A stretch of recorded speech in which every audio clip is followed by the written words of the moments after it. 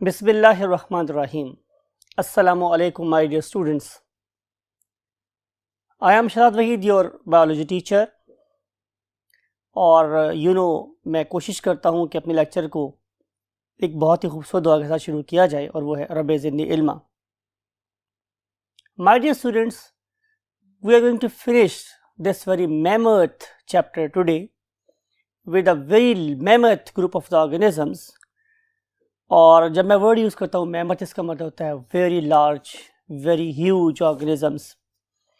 तो हम इस मैमथ चैप्टर को ख़त्म करने वाले हैं और आज का हमारा लास्ट टॉपिक है, दैट इज़ द टेक्सोनॉमी और क्लासिफिकेशन ऑफ द मैमल्स. आइए देखते हैं कि आप लोगों के लेवल पे हम क्लासिफिकेशन के बारे में कौन कौन सी बातें करने वाले हैं. So let's move to the whiteboard. Yes my dear zoologists, you know very well कि हम पढ़ने वाले हैं टेक्सोनॉमी. और टेक्सोनॉमी का मतलब हमारे पास ये है कि we are going to group up the organisms, we are going to divide और group up the organisms into groups and subgroups. ठीक है. और यूजुअली इसके अंदर जो हमारा स्टैंडर्ड है, मैंने आपको बहुत पहले भी बोला हुआ है कि वो क्या है, मॉर्फोलॉजिकल कैरेक्टर्स. तो हम मॉर्फोलॉजिकल मीन बज़ाहिर नज़र आने वाली शक्ल सूरत के लिहाज से इन ऑर्गेनिज्म को क्या कर रहे हैं, ग्रुप कर रहे हैं. और हमने किया ये है कि हमने इस पर्टिकुलर क्लास मैमेलिया को 3 कैटेगरीज में डिवाइड कर दिया है. उनके नाम लिख लेते हैं आप लोगों के लिए. उनमें से एक का नाम है हमारे पास क्या, प्रोटोथीरिया. प्रोटोथीरिया. और प्रोटोथीरिया का मतलब ये होता है कि हम लोग मोनोट्रीम्स की बात कर रहे हैं, मोनोट्रीमेट्स की बात कर रहे हैं, because group is called as Monotremata also. फिर दूसरा ग्रुप है हमारे पास, उसे हम लोग नाम देते हैं मेटाथीरिया. क्या कहते हैं स्टूडेंट्स हम लोग उसे, मेटाथीरिया. और ये जो हमारे पास मेटाथीरिया है, it is also called as Marsupialia, right. और जो लास्ट ग्रुप है मेरे पास, उसे हम लोग नाम देते हैं क्या, यूथीरिया.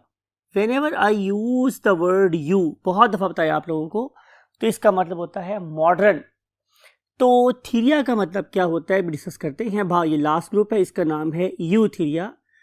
और हम लोग इसे प्लेसेंटल मैमल्स का ग्रुप भी कहते हैं, प्लेसेंटल मैमल्स. क्या होते हैं प्लेसेंटल मैमल्स, प्लेसेंटा कैसे बनता है, इसके क्या फंक्शंस है, सारे डिस्कस करेंगे डिटेल के साथ. तो पहले हम पढ़ने वाले हैं आज की पहली क्लास मीन्स मोनोट्रीमेटा को पढ़ने वाले हैं, मीन्स हम प्रोटोथीरिया को पढ़ने वाले. प्रोटोथीरिया की अगर मैं बात करूं तो इसका हमें सबसे पहले क्या लिखना है, डायग्नोस्टिक फीचर. तो डायग्नोस्टिक फीचर ये है स्टूडेंट्स के, these are mammals that can lay eggs. These are the mammals that can lay eggs. और आप सिंपली बोल सकते हैं कि these are egg laying mammals. आमतौर पे जो mammals हैं they give, हमने शायद कल पढ़ा था कि जो mammals होते हैं they are basically viviparous, they are not oviparous. लेकिन mammals का ये ग्रुप oviparous है. जब मैं वर्ड यूज करता हूँ oviparous, इसका मतलब ये है कि ये अंडे देते हैं, बच्चे नहीं देते. लेकिन जब मैं बात करता हूँ विविपेरस, इसका मतलब यह है कि organisms they give rise, they give birth to the young ones. तो इसलिए खास से ये एक स्ट्रेंज ग्रुप ऑफ मैमल्स है that is going to lay the eggs. अब इसके इसी फीचर की वजह से हम इसे एक कनेक्शन बोलते हैं बिटवीन द 2 एग्जिस्टिंग ग्रुप्स. उनमें से एक का नाम मेरे पास क्या है, मैमल्स, दूसरे का नाम क्या है, रेप्टाइल्स. तो ये एक और एविडेंस है मेरे पास, एक सबूत है कि मैमल्स कहाँ से ओरिजिनेट हुए हैं, रेप्टाइल से. तो हम आगे चलकर देखेंगे कि इसमें कौन कौन से कैरेक्टर्स जो रेप्टिलियन हैं और कौन से कैरेक्टर्स इसमें मैमेलियन हैं. लेकिन बहरहाल यहाँ पे आपने भी ये याद रखनी है कि these are basically egg laying mammals. अब जैसे मैं डिस्कस कर चुका हूँ मैं कि ये एक रेप्टिलियन और मैमेलियन कनेक्शन है, राइट. अगर समवेयर हियर, ये मेरे पास एक लाइन है ऑन द यू कैन से लाइफ ऑफ द अर्थ, तो इसमें यहां कहीं अगर हमारे पास क्या थे, रेप्टाइल्स, वक्त इस तरफ को बढ़ रहा है स्टूडेंट्स, और यहां पे कहीं मेरे पास क्या है, मैमल्स, तो ये वाला ग्रुप कहीं यहां प्रेजेंट है, somewhere here are the monotremes in between these two groups. तो ये कनेक्शन है, एक ब्रिज के तौर पे काम कर रहा है between the reptiles and the mammals. तो हम बात कर रहे हैं मोनोट्रीम्स की, राइट। तो all monotremes they are a connection between the reptiles and the mammals. और जैसे मैंने बोला कि हम लोग किस पे बिलीव करते हैं, एवोल्यूशन पे। हमारा कहना यह है कि ऑर्गेनिज्म पहले सिंपल थे, आहिस्ता आहिस्ता आहिस्ता आहिस्ता वो मोर एफिशिएंट और कॉम्प्लेक्स होते चले गए। मेरा ज्यादा स्ट्रेस इसके ऊपर है मोर एफिशिएंट होने पे। जब मैं एफिशिएंट होने की बात करूंगा तो उससे बाद मेरे पास यह है कि हमारे सर्वाइवल के चांसेस बढ़ जाएं। तो उस रेफरेंस से ये वाला ऑर्गेनिज्म हमें एक बहुत बेहतरीन एक्सेलेंट एग्जांपल नजर आता है किस चीज की, एवोल्यूशन की, ठीक है। और एवोल्यूशन के अंदर हमें नजर आता है कि इन्होंने रेप्टिलियन कैरेक्टर्स को आहिस्ता आहिस्ता छोड़ा और उन्हें जर्नी स्टार्ट किया टुवर्ड्स द मैमेलियन कैरेक्टर्स। वो रहता बात है द कोर्स ऑफ एवोल्यूशन। ये 100% मैमेलियन अचीवमेंट नहीं कर सके, लेकिन बाहर इन्होंने नक्शा को ब्रेक किया और जमूद को तोड़ के रेप्टिलियन कैरेक्टर्स को छोड़ के जर्नी स्टार्ट किया टुवर्ड्स द मैमल्स। तो ये एक बहुत ही बेस्ट एग्जांपल है। इस पर्टिकुलर ऑर्गेनिज्म के अंदर जिसकी हम बात करने वाले हैं, मीन्स प्रोटोथिया की बात कर रहे हैं, इसमें जो दो एग्जांपल्स हैं हमारे पास, वो दोनों की दोनों क्या हैं, एक्वाटिक हैं, ठीक है। वो पानी के पास रहती हैं या पानी के अंदर रहती हैं, ठीक है। अगर हम इनके एक्वाटिक कैरेक्टर्स की बात करें तो उसमें से बेस्ट एग्जांपल क्या है कि इनके पास वेब्ड फीट हैं। वेब्ड फीट है, जाहिर है अगर इनके पास एक वेब्ड फीट होगा तो they can manoeuvre themselves in water very easily, वो पानी में आसानी से मूव कर सकेंगे। They act as the oars, आपको पता है ओर हम इसी के बोलते हैं, चप्पू को बोलते हैं। तो ये एज ओर्स काम करती, चप्पू के तौर पे काम करती, ठीक है। अब इसके अंदर कुछ रेप्टिलियन कैरेक्टर्स हैं, वो क्या हैं, I want to study the primitive characters first. तो जो सबसे पहला कैरेक्टर है स्टूडेंट्स में वो ये है कि इन ऑर्गेनिज्म के अंदर हमें अभी भी क्लॉज नजर आते हैं, ठीक है। और इन क्लॉज के अंदर जैसे मैंने बोला था कि वेब डेवलप हो गई, right. What is the second character that is reptilian, कि they have got a cloaca, इनके पास एक क्लोएका है। और आपको पता है कि क्लोएका एक प्रिमिटिव कैरेक्टर है। इस पर्टिकुलर कैरेक्टर में, क्लोएका में, there is a single external opening. अगर हम डायग्राम ड्रॉ करके दिखाएं तो कुछ ऐसा होगा कि ये एक क्लोएका है, something like it has a single external opening, और इसके साथ डिफरेंट किस्म के कनेक्टिव्स अटैच होते हैं। फॉर एग्जांपल मैं मिसाल के तौर पे दे रहा हूं कि अगर यहाँ पे आ रही है डाइजेस्टिव ट्रैक्ट की वेस्ट तो वो भी इसी कॉलम में ड्रेन होगी, और अगर यूरिन की वेस्ट आ रही है तो वो भी इसी जगह पे ड्रेन होगी, और अगर रिप्रोडक्टिव ट्रैक की कोई चीज़ मूव करनी है तो वो भी इसी रास्ते से जाएगी। So that common opening that is going to carry out the process of reproduction and excretion and urination is called as cloaca। तो ये एक प्रिमिटिव कैरेक्टर था जो हम लोगों को फिशेस में और रेप्टाइल्स में और बर्ड्स में बर्ड्स में भी प्रेजेंट है। तो ये एक प्रिमिटिव कैरेक्टर है, लेकिन हम यहाँ पे इसको चूंकि कंसिडर कर रहे हैं in the terms of evolution, तो हम इस प्रेजेंस ऑफ क्लोएका को एक रेप्टिलियन कैरेक्टर कंसिडर कर रहे हैं। फिर इसके अलावा इसके ऊपर क्या प्रेजेंट है, एक बीक नुमा स्ट्रक्चर जो डेफिनेटली मैमल्स में हम लोगों को नजर नहीं आता। तो आप उस पर्टिकुलर डक शेप जो स्ट्रक्चर है, डक शेप स्ट्रक्चर, इस वजह से वैसे डक बिल प्लेटिपस भी बोलते हैं। तो ये मेरे पास बेसिकली क्या है हमारे जो स्टूडेंट्स, ये एक प्रिमिटिव कैरेक्टर है। क्लोएका के बाद हमें जो एक नेक्स्ट रेप्टिलियन कैरेक्टर नजर आता है इसके अंदर, that is the egg laying ability. आपको पता है कि जितने भी हमारे पास का था रेप्टाइल्स, दे ले अ लेदरी एग, तो सेम किस्म का लेदरी एग हमें यहां भी नजर आता है, ठीक है। सो दे ले मैं वर्ड लिख रहा हूं आप लोगों के लिए, लेदरी एग, ठीक है। और इनके जो ऑफस्प्रिंग्स होते हैं उनके जॉस के नीचे एक बहुत ही शार्प सी टीथ लाइक आउटग्रोथ होती है, that is used to cut the leathery shell and then they come out. Although at that time they are very very small. अगर आप इस वीडियो को देखें तो आपको नजर आएगा कि ये बेसिकली एक एकिडना है, और ये जो हमारे पास एकिडना है मीन्स स्पाइनी आंट ईटर है। अगर आप इसको देखें तो it is lying very close to the water body, और इसकी बॉडी के ऊपर हमें बहुत ज़्यादा स्पाइंस भी नजर आ रहे हैं। और अगर हम इसके टेम्परेचर की बात करें तो अगेन अपने बात को जरा गौर से सुनना माय डियर स्टूडेंट्स, कि यहाँ पे हमें थर्मो रेगुलेशन की ज़्यादा बेहतर नज़र नहीं आती जितनी कि हमें बाकी मेंबर्स में नजर आती हैं। ये एक फीचर भी कैसा है, एक प्रिमिटिव कैरेक्टर है कि although they are trying to regulate the body temperature, लेकिन वो उसको मेंटेन नहीं कर पा रहे थे। इसीलिए अगर आप इन ऑर्गेनिज्म के बॉडी टेम्परेचर को देखें तो वो अदर में ऑर्गेनिज्म हम लोगों को कम नजर आता है, बिकॉज कि you know for that normal working of the testis and you can say its enzyme system, we have to have the low body temperature। तो नेचर इनकी रिप्रोडक्शन को कंटिन्यू करने के लिए इनको जो टेस्टिस हैं वो बॉडी से बाहर तो दिए ही हैं, लेकिन इनकी बॉडी का टेम्परेचर नॉर्मल से भी आम मैमल के निस्बत क्या रखा हुआ है, कम रखा हुआ है। अब ये वाला एकिडना क्या कर रहा है, it is going to bury its egg, और जाहिर है इस पर्टिकुलर एग को फिर उसे हैचिंग करनी पड़ेगी। और हैचिंग करने के बाद look at this particular video, नजर आ रहे हैं आप लोगों को इसमें कि एक छोटा सा ऑफस्प्रिंग प्रोड्यूस हो रहा है, और इसके होंठों के नीचे आप लोगों को एक शार्प सा नाइफ नजर आ रहा है, that is used to cut the what leather. और जब इस लेदर को कट किया जाएगा तो look at this, how small, कितना छोटा सा जो बेबी है, it is coming in the world. So this very feature कि वो एग ले करते हैं, it is a feature of what, protherians। Now we want to find the mammalian characters। इसमें कौन कौन से फीचर्स मेमेलियन है, तो वन बाय वन स्टडी करते हैं इसको। तो सबसे जो पहला फीचर है number 1, that is presence of thick fur. तो इनके ऊपर एक थिक फर प्रेजेंट होती है। आपको पता है कि अगर हेयर्स नहीं हैं तो फिर हम उसे एक्सक्लूड कर देंगे from the group of mammals. फिर दूसरी बात मेरे पास क्या है कि they have got mammary glands, right.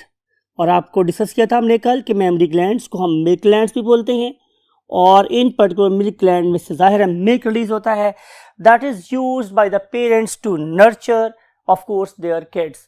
तो ये वाले जो फीचर्स हैं ये रिप्रेजेंट कर रहे हैं कि they are basically what, mammals.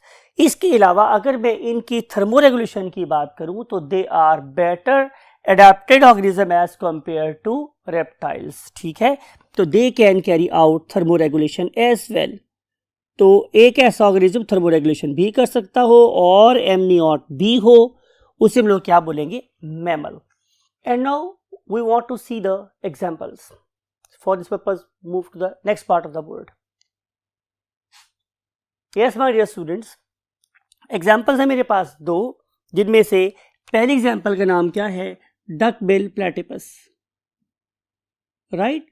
और इसको हम डक बिल इसलिए बोलते हैं क्योंकि इसकी जो बीक है it is something like a duck, right. Of course it is not a duck, it is not a bird, it is a mammal. और दूसरी एग्जांपल मेरे पास क्या है स्टूडेंट्स, एकिडना। एकिडना का दूसरा नाम मेरे पास क्या है, spiny ant eater, spiny ant eater, right. अब आप अगर इसको देख रहे हैं तो आप कहेंगे सर कि इसके ऊपर तो किसी किस्म का कोई बाल है ही नहीं। तो इसके लिए हमारा आंसर ये है कि इसके ऊपर बाल थे, but due the course of evolution they are modified into what, spines, ठीक है।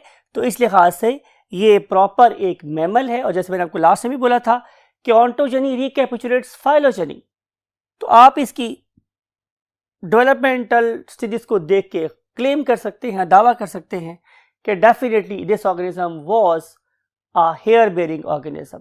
लेकिन with the course of time इन्होंने अपने इन हेयर्स को बहुत ज़्यादा स्टिफ कर लिया और मॉडिफाई कर लिया इनटू व्हाट, द स्पाइंस और कांटे, right. Now we want to move to the next group and that is called as a metatheria. अगर आप लोग वर्ड थीरिया पे गौर करें तो थीरिया का मतलब होता है my dear students beast, BEAST, beast, जानवर। बीस्ट का मतलब होता है जानवर, कोई वैशी जानवर, जंगली जानवर, बीस्ट। और मेटा का मतलब क्या होता है? दरमियाने से, मिडल के लिए वर्ड यूज होता है मेटा। यानी कि ये ऐसे ऑर्गेनिज्म है कि जिनके अंदर हमें कोई दरमियान के एक्टर नजर आ रहे हैं, 50% एक्टर नजर आ रहे हैं, उन्हें हम क्या बोलते हैं? मेटाथीरिया। आपको याद है कि हम किस ग्रुप को पढ़ के आए हैं? एग लेइंग मैमल से पढ़ के आए हैं। लेकिन अगर देखें तो अगर हम एग की प्रोटेक्शन की बात कर रहे हूं तो एग कहां तक प्रोटेक्टेड था? जब तक वो मदर की बॉडी में है। लेकिन जब वो मदर ने उसको यू कैन से जमीन में छुपा दिया कि उस पर्टिकुलर टाइम पे बेबी की डेवलपमेंट होती रहे एग के अंदर, उस लेदरी शेल्ड एग में, तो जो अगर मदर वहां से चली जाएगी तो उसके बाद तो वो नेचर के डिस्पोजल पर है। किसी भी सूरत में जो मदर है उसे प्रोटेक्ट नहीं कर सकती। तो कोर्स ऑफ एवोल्यूशन में चीज़ों को ज़्यादा कॉम्प्लेक्स और परफेक्ट होना था। तो इन ऑर्गेनिजम्स ने क्या किया कि इन ऑर्गेनिजम्स ने एग को ले करना बिल्कुल छोड़ दिया, बल्कि इन ऑर्गेनिजम्स ने उस पर्टिकुलर फर्टिलाइज्ड एग को अपनी बॉडी के अंदर रिटेन करने की, रखने की एबिलिटी डेवलप की। राइट। तो वो वाले ऑर्गेनिज्म जिन्होंने फर्स्ट टाइम एक ऐसे एग को कि जिसके अंदर अमाउंट ऑफ योक ऑलरेडी बहुत कम थी, आपको याद है हम उसे क्या बोलते हैं? Microlecithal egg. ये बात डिस्कस की गई है आप लोगों से। तो मैं आपको यहाँ पे वर्ड लिख रहा हूं कि they were basically having a microlecithal egg, उसमें अमाउंट ऑफ योक ऑलरेडी बहुत कम थी। तो जो डेवलपमेंट हो रही थी बेबी की वो भी कैसी थी? इम्परफेक्ट, प्लेसेंटा में डेवलप नहीं हुआ था। तो ये वाले ऑर्गेनिज्म की डायग्नोस्टिक फीचर मेरे पास ये है कि उन्होंने जो बेबी डेवलप किया है वो कैसा है? इमेच्योर। तो उस इमेच्योर बेबी की फर्दर डेवलपमेंट को कंटिन्यू करने के लिए नेचर ने उनकी बेली के ऊपर एक डायग्नोस्टिक पाउच लगा दी, वो उनकी पहचान बन गई। And that very diagnostic pouch is called as what? Marsupium. तो presence of marsupium is unique character of these organism. इसीलिए हम लोग इन पर्टिकुलर ग्रुप मीन मेटाथीरिया को मार्सुपियल्स का नाम भी देते हैं। Marsupials, right. क्या बोलते हैं हम इन्हें? मार्सुपियल्स, मार्सुपियम रखने वाले ऑर्गेनिजम्स। ठीक है। इनका जो एग मैंने बोला था क्या था? माइक्रोलेसिथल। इट मींस के amount of yolk was very limited. इस लिमिटेड अमाउंट ऑफ योक में जो बेबी डेवलप हुआ it was premature, it was not you can say fully developed. तो इस इमेच्योर बेबी की क्या हो गई? डिलीवरी हो गई। लेकिन बहरहाल इसमें जो गारंटी हुई कि एटलीस्ट बेबी बनेगा जरूर। लेकिन उस वाले केस में, पहले वाले केस में, तो मदर जो थी वो एग को जमीन में छुपाने के बाद चली गई। Now it is totally not disposal of nature. अब इस वाले केस में जो बेबी की डेवलपमेंट है पार्टली सही, लेकिन कोर्स ऑफ एवोल्यूशन में एक स्टेप उससे सुपीरियर जरूर है। अब ये अंडर डेवलप्ड जो एग है, now it will find its way to the marsupium. अब आप ये इमेजिन करें कि इतने बड़े organism, for example look at this particular mammoth organism, काफी बड़ा ऑर्गेनिज्म है, that is unique you can say organism that is present in the continent of Australia. Yes, you're right, I'm talking about the kangaroo. तो kangaroo एक ऐसा organism है that is provided with the marsupium, right. तो इस marsupium तक पहुंचने के लिए इस इंच या 1.5 इंच के ऑर्गेनिज्म को लिटरली बहुत ज्यादा एफर्ट करनी पड़ती है। इस पर्टिकुलर केस में कहा यह जाता है कि mother remain unnoticed about it's presence, और ये 1.5 इंच का ऑर्गेनिज्म मदर के क्लोएका में से बाहर निकलने के बाद अब ये क्या करेगा? अब ये मदर की फ्रंट पाउच पर चला जाएगा। इस पर्टिकुलर पाउच के जर्नी को करने के लिए इस छोटे से ऑर्गेनिज्म को बहुत ज़्यादा एफर्ट करनी पड़ती है। इट इज़ समथिंग लाइक जैसे 70 kg का आदमी किसी हिमालय पे चढ़ रहा हो। सो this very organism it is basically starting it's very harsh life right after it's you can से प्रीमेच्योर बर्थ। बहरहाल में अक्सर जो ऑर्गेनिजम्स हैं वो इसमें कामयाब हो जाते हैं और वो इस पर्टिकुलर पाउच के अंदर पहुंच जाते हैं। सवाल ये है कि रीजंस टू हैव मार्सुपियम, आखिर इस पर्टिकुलर ऑर्गेनिज्म को मार्सुपियम क्यों दी गई है? तो इसका आंसर ये है, नंबर 1 जैसे मैंने बोला कि बेबी कैसा है? प्री मेच्योर, और इस पर्टिकुलर प्री मेच्योर बेबी को हमने क्या बनाना है, मेच्योर। तो क्या करना पड़ेगा, इसको दो चीजें प्रोवाइड करनी पड़ेगी। Number one is the food. तो फूड इसको कहां से मिलेगी, यस यू आर राइट, कि इस पर्टिकुलर मार्सुपियम के अंदर क्या प्रेजेंट है, डेफिनेटली मेमोरी ग्लैंड्स, ठीक है। और इन पर्टिकुलर मेमोरी ग्लैंड्स के क्या प्रेजेंट होते हैं, निपल्स। तो उन पर्टिकुलर निपल्स से ये वाले ऑर्गेनिज्म क्या करते हैं, फीड करते हैं, नरिश करते हैं, और उस पर्टिकुलर पाउच में रहना शुरू करते हैं, और काफी बड़े होकर भी उसी पाउच में छुपे रहते हैं। तो ये है सबसे पहला फीचर। लेकिन एक बात आपने और याद रखनी है कि कोर्स ऑफ एवोल्यूशन में अभी इन पर्टिकुलर ऑर्गेनिजम्स की thermoregulation at least developmental stage पे कैसी है, बहुत परफेक्ट नहीं है। तो ये वाले premature babies they can not maintain their body temperature. तो उस पर्टिकुलर टाइम पे ये वाली मार्सुपियम उन्हें एक ऑप्टिमम टेम्परेचर भी प्रोवाइड करती है। तो let me say my dear students कि this particular marsupium is not less than the modern day incubator present in our nurseries in a very very good hospitals. तो ये किसी भी तौर से किसी इंक्यूबेटर से कम नहीं है। तो second thing is that I love to write over here, that is the thermoregulation.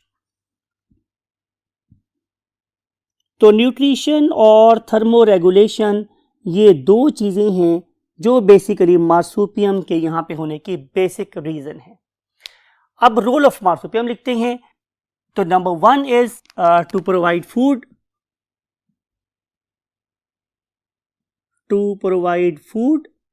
and number two is to provide warmth। उसको गर्माइश पहुंचाने का काम जो है वो क्या कर रही होती है, मार्सुपियम कर रही होती है। And number three you can also say to provide protection, यानी कि वो वाला काम जो प्लेसेंटल मैमल्स में यूट्रस कर रही है, यानी कि वो वाला काम जो प्लेसेंटल मैमल्स में यूट्रस कर रही है, वही वाला काम इन पर्टिकुलर ऑर्गेनिजम्स में क्या कर रहा है, marsupium. It means it provide what, protection. Protection भी प्रोवाइड यही कर रही होती है। I have written three words over here as an example। लिखते हैं आप लोगों के लिए। Number one is opossum।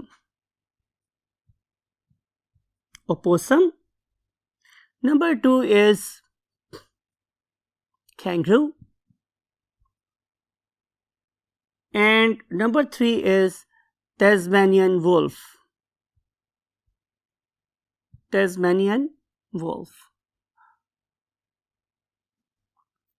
Right? Look at this very image। ये हमारे पास एक opossum है। Look at this very image, very famous organism, diagnostic ये पहचान है ऑस्ट्रेलिया की, that is a kangaroo। And then a very small continent as compared to the continent of Australia, that is Tasmania, that is lying on the southern side of the Australia, that is the Tasmania, उसमें ये पाया जाता है। So that is called a Tasmanian wolf। तो ये मेरे पास तीन example हैं जो कि रिप्रेजेंटेटिव्स हैं किसकी, बैक्टीरिया की। Now we want to move to the last group, and that very group is called as Eutheria। And if we want to know what is meant by the word you, तो मैं बहुत बार बच्चों को आप लोगों को modern, whenever we write the word you, इसका मतलब होता है स्टूडेंट्स क्या, modern. So these are modern theria। Theria का मतलब क्या था, किसी को याद है आप में से? Yes, excellent. इसका मतलब होता है बीस्ट। सो ये हमारे पास मॉडर्न तरीन जानदार। अब हम देखते हैं कि इन ऑर्गेनिजम्स का डायग्नोस्टिक फीचर क्या है। तो आंसर इज वेरी सिंपल कि जो फीचर इनको बाकी दो क्लासेस से मुमताज कर रहा है, that is one and only character, that is the presence of placenta.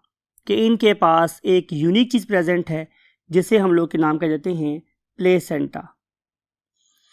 Placenta रखने का एडवांटेज क्या है? तो आंसर ये है हमारे डियर स्टूडेंट्स कि प्लेसेंटा की वजह से डेवलपमेंट परफेक्ट और कंप्लीट हो सकती है। सो इसका एडवांटेज है complete and perfect development, right. अब ये कैसे पॉसिबल है, कैसे होती है, अभी डिस्कस करते हैं, लेकिन आपने इसका जो एडवांटेज है वो याद रखना है कि इस वाले केस में जब बेबी मदर की बॉडी में डेवलप हो रहा होगा तो उसे कभी भी इम्परफेक्ट बॉडी में से बाहर नहीं फेंका जाएगा या डिलीवर किया जाएगा। उसकी डिलीवरी उस वक्त में ही होगी जब ऑर्गेनिज्म की डेवलपमेंट परफेक्ट और कंप्लीट हो चुकी होगी और ऑर्गेनिज्म इस बेरहम दुनिया में खुदा ना खास्ता माँ के मर जाने के बाद भी जिंदा रह सकता होगा। लेकिन it was not true in the case of marsupials, in the case of egg laying mammals it was not possible. उनकी सारी की सारी जो सर्वाइवल है वो मदर की लाइफ के साथ एसोसिएटेड होती है, लेकिन मैमल्स के केस में ऐसा नहीं होता। जो बेबी दुनिया में तशरीफ लाया है वो अपनी मदर की दुनिया से जाने के बाद भी अपने आप को सर्वाइव करवा सकता है। देखते हैं what are the roles of placenta in the last column of the word. Role क्या स्टूडेंट्स मेरे पास कि नंबर 1 जो प्लेसेंटा है ये कनेक्शन है between the mother and the developing new life.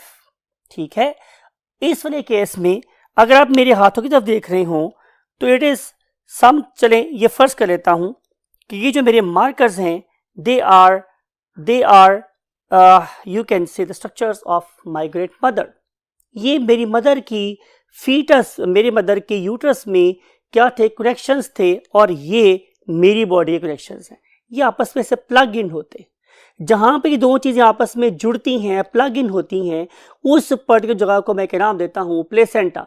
तो मुझे कहने दें कि placenta is a mutual tissue that develops due to assembly of maternal tissue and fetal tissue। जहां पे दोनों टिश्यूज आपस में मिलते हैं ये प्लेसेंटा नहीं है, ये प्लेसेंटा नहीं है, लेकिन जहां ये चीजें आपस में ओवरलैप कर रही हैं that very point is called as placenta. तो placenta is a connection between the maternal body and the body of the developing organism. इस जगह पर जो मैंने अभी आपको शो किया था, इस जगह पर क्या आती है स्टूडेंट्स, 3-4 किस्म के काम हो रहे होते हैं। आइए उन कामों की लिस्ट बनाते हैं। नंबर 1 सबसे पहला काम यह है कि बेबी को इस पर्टिकुलर जगह से मदर के ब्लड के थ्रू न्यूट्रिएंट्स मिलते हैं। नंबर 2 इसी प्लेसेंटा के थ्रू गैसियस एक्सचेंज होता है। आपको याद है हम लोगों ने रेप्टाइल वाले केस में ये पढ़ा था, आपको याद होगा कि उस वाले केस में हमारे पास एमनियन के अलावा कोरियन और एलेंटॉइस भी प्रेजेंट थी। वो वाले काम जो कोरियन और एलेंटॉइस कर रही हैं वो वाला काम भी प्लेसेंटा ही करता है। मींस कि वेस्ट को यहाँ से वाइप ऑफ करना, न्यूट्रिएंट्स को वहाँ पे प्रोवाइड करना। इसके अलावा आपको याद है हमने कोरियन एलेंटॉइस की क्या बात कही थी कि वो एक्सचेंज ऑफ गैसेस भी कर रहा होता है और वेस्ट को स्टोर भी कर रहा होता है। तो इस लिहाजा यहाँ पे जो रिमूवल ऑफ वेस्ट है वो भी इसी प्लेसेंटा का काम है, right. So supply of nutrients, exchange of gases, removal of the waste, and एक और बड़ा इंपॉर्टेंट काम जो उनको यहाँ बताना है कि that is transfer of antibodies.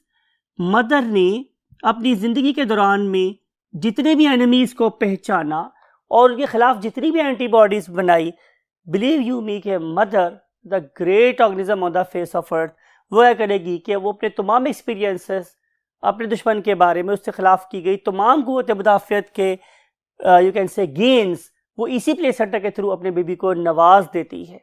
So great is mother. So transfer of antibodies from the maternal body to the fetal body is also the job of this particular placenta. So placenta is a very great organism, very great organ, sorry my dear students। now हमने देखा कि placenta क्या कर रहा है और इसका advantage मेरे पास क्या था। मैं लास्ट बोर्ड में आपको बताया था कि इसकी वजह से जो डेवलपमेंट है वो कैसी होती है, एक स्ट्रेच में होती है, इसमें स्टॉप ओवर स्टेजेस बिल्कुल नहीं आती, और डेवलपमेंट हमेशा कैसी होती है, कंप्लीट। और रिजल्ट में जो ऑर्गेनिज्म प्रोड्यूस होता है वो ऑर्गेनिज्म हमेशा कैसा होता है, यस यू आर राइट, वो ऑर्गेनिज्म होता है परफेक्ट। में से मैंने बोला कि अगर इस प्रोसेस के दौरान में मदर की डेथ हो भी जाए या अगर वो कोई प्रेडेटर है या प्रे है उसमें से कोई ड्यूरिंग द कोर्स उसकी जान चली भी जाए तो भी ये वाला बेबी सर्वाइव कर सकता है। डिस्कस किया हम लोगों ने। आखिरी बात कर रहे हैं आप लोगों के साथ कि हमारे जो हेयर्स हैं they are diagnostic character of these particular organisms known as mammals.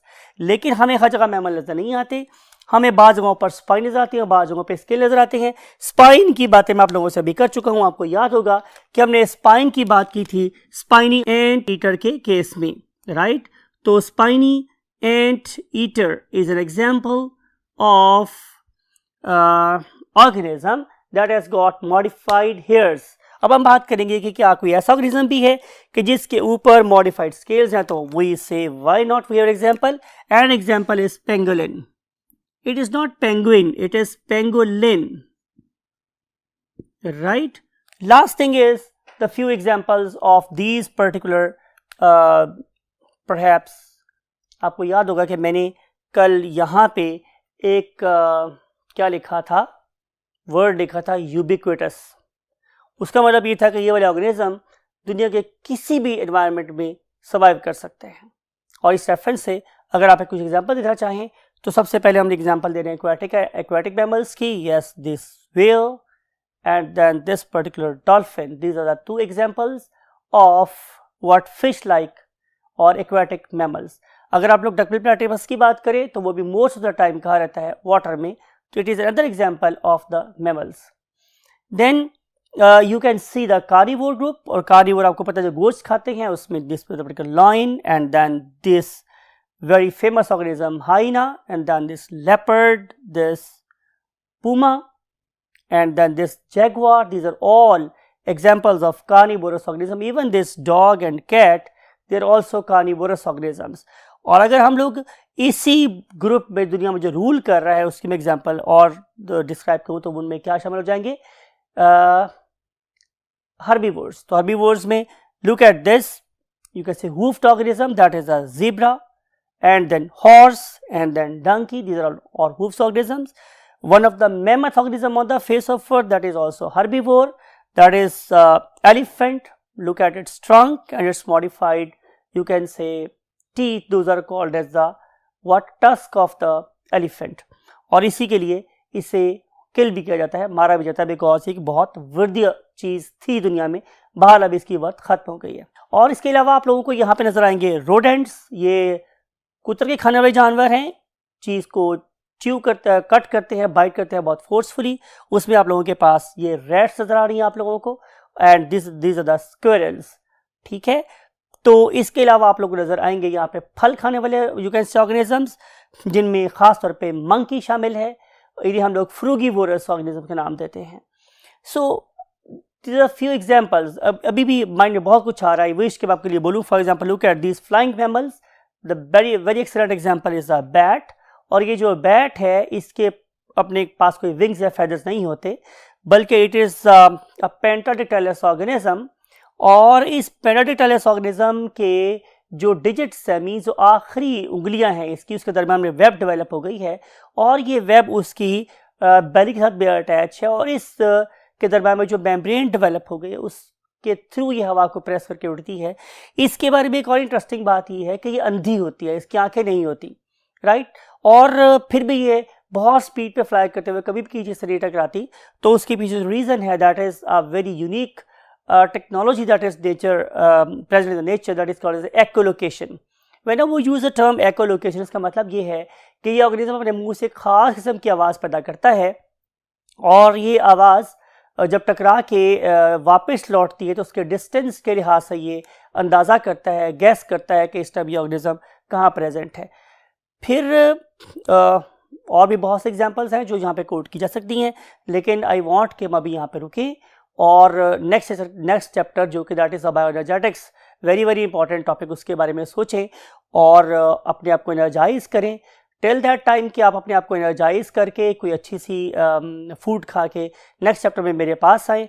और आई विश कि आप अपने वालिदैन के लिए हमारे लिए दुआएं करते रहें और ऐसा पढ़ें कि आपको आपकी मंजिल मिल सकती हो।